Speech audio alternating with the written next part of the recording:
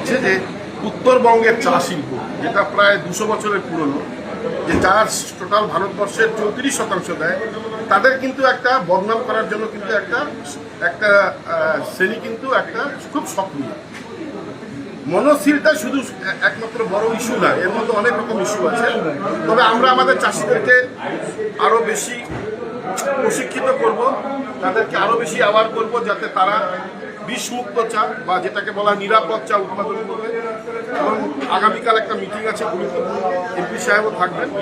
আমাদের যেটা দৃঢ় বিশ্বাস যে আমরা যদি সবাই মিলে পজিটিভ থাকি, তারা আমার মনে হচ্ছে সোমবার থেকে মানে 3 তারিখ থেকে উত্তরবঙ্গের সমস্ত ছোট চা বাগান খুলে যাবে এবং পাতা নামা শুরু হবে।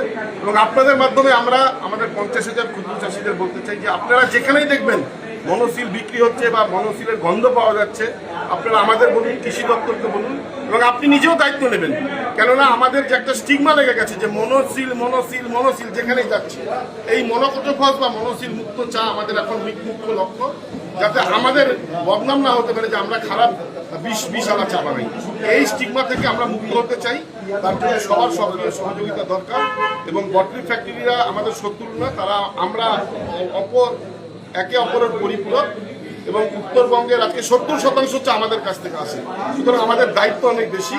তো আমার যেটা মনে হয়, আমরা যদি সবাই মিলে দায়িত্বটা নিজেদের সচেতন হই, তাহলে আমরা এই সাপমুক্ত হব এবং আমরা সেফটি বা নিরাপদ চা উৎপাদন করতে সক্ষম হব। এর আগেও আপনাদের বলা হয়েছিল 2 বছর আগের থেকে নাকি এটা ব্যান্ড করা হয়েছিল, 2 বছর আগের থেকে আপনারাই নাকি টাইম চেয়েছিলেন যে পরিস্থিতি স্বাভাবিক করে দেবেন, 2 বছরও পারলেন না, এখন কি করে? এটা আপনাদের বলি, সবচেয়ে আশ্চর্যের বিষয়, গত যে সরকার ছিল সেখানে এই কীটনাশকের বিষয়, এমআরএর বিষয়টা কে দেখতো জানেন? লেবার ডিপার্টমেন্ট, যাদের কোনো অভিজ্ঞতাই ছিল না।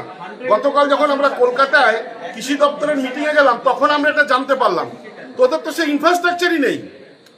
এটা ধরতে হবে তো, এটা হচ্ছে পুলিশিং, মানে এটা হচ্ছে ধরা।